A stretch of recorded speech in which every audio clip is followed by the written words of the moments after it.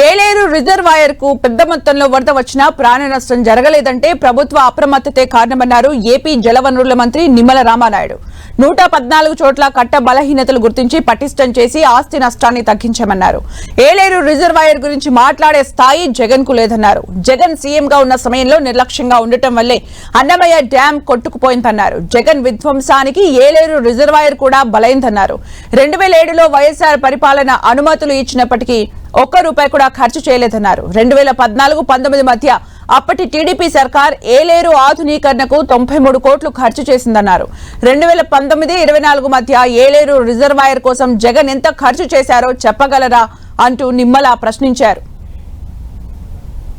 అన్నమయ్య ప్రాజెక్టుకి వరద వస్తుందని హెచ్చరించినా కూడా పైనటువంటి ఫించా తెగి నీరు వస్తుందని తెలిసినా కూడా మరి జాగ్రత్తలు తీసుకోలేదు. కాబట్టి ఆ రోజు అన్నమయ్య కొట్టుకుపోయి 7-8 ఊర్లు మరి కనుమరుగైపోయి 40 మంది చనిపోయినటువంటి పరిస్థితి.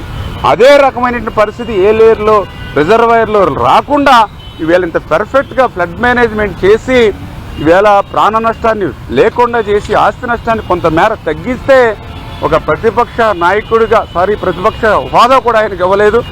ఆయన